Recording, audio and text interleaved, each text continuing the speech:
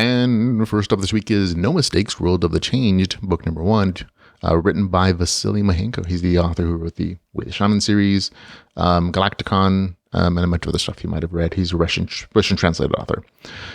This is 321 pages, $3.99. It is available on Kindle Unlimited, and here's the author's description. Let's go. A new ultra-modern mobile game, and the release is just 2 days away. Be the best. Save the planet. Who's going to fight back the monster invasion if you don't? Pre-release already available. No text alerts or payments required. World of Change, complete modified human consciousness. The incredible graphics that worked even on the simplest of phones. The intuitive interface that made the game accessible for absolutely anyone. The aggressive marketing campaign that put news about the game on every TV, every phone, every tablet. By the time the launch was a few days away, the entire army of fans was out there waiting for just one thing, Our X.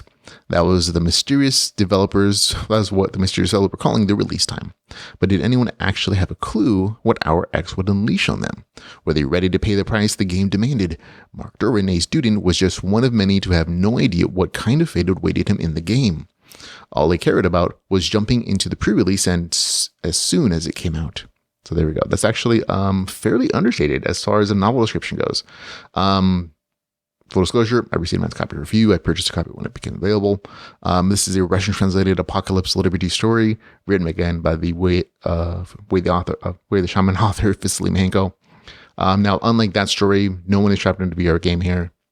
Instead, the RPG apocalypse comes to Earth via some bad aliens and an imposed RPG interface.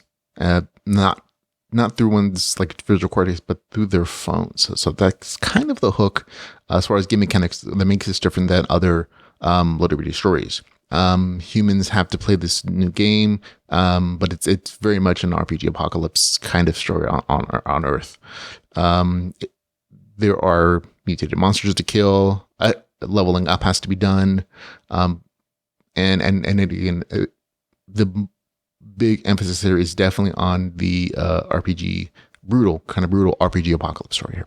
The story itself can get pretty dark and brutal, with many characters getting killed off, which I actually thought was nice, and it has some very nice realized stakes of secondary characters that you kind of liked or not liked, but a lot of times what you do like, oh, they die, and I'm like, oh, that's definitely a serious choice that the author did. Let's see, and yeah, the story is a bit slice of life as the main character follows. You follow the main character to learn all the new rules of this new world, or the game imposed world, and he does whatever it takes to survive and try to find and help his sister. The threats come not just from monsters, though. People can be just as deadly, and there are many mysterious enemies to mankind, all of which the author and the main character, of course, go through and discover and deal with. And again, I like some of the story twists. You can tell that the author is very seasoned in his writing and in keeping things interesting. This is the same guy who wrote, I think it's 11 books on the Way the Shaman series, with fans who are devoted to it because the story shifted and it changed tones and it changed emphasis and scale as it went on. And so you can definitely see that experience in this particular novel, and that the author goes from a small story to something a little bigger and grander and you can tell he's planning and setting up stuff for future stories.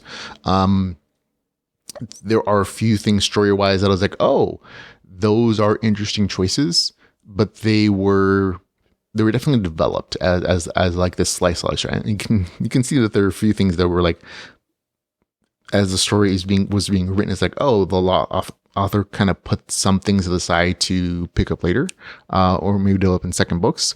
But the story was always interesting for one reason, whether it was the developed game system, the RPG mechanics, and again, we'll get into that in a second as far as details, or just like the seriously sometimes very brutal and graphic nature of the RPG apocalypse, and the author definitely captures that aspect of like the zombie apocalypse stuff and brutality and that kind of nature, although these aren't necessarily zombies, and I like that. So it's interesting for me the entire way through to the story.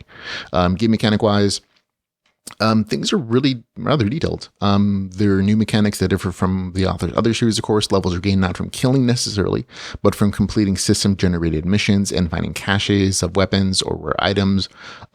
Coins are given for taking the first picture of kills, whether human or monsters. Coins are used to buy weapons and power packs to run them, stat upgrades, skill upgrades, regeneration packs, shields to protect from damage. Lots of good upgrades from item stats, and the tech keep the story from getting repetitive and make the main character feel more and more powerful as the story goes on. This definitely develops into an overpowered main character story, but it still stays interesting because the challenges also develop as well. Overall, this is a good, entertaining LitRPG with a brutal main character that is willing to do whatever it takes to survive the RPG apocalypse. I liked it. Giving a score of 7.6 out of 10. That's No Mistakes, World of the Changed LitRPG series with a score of 7.6 out of 10. I had a good time with it.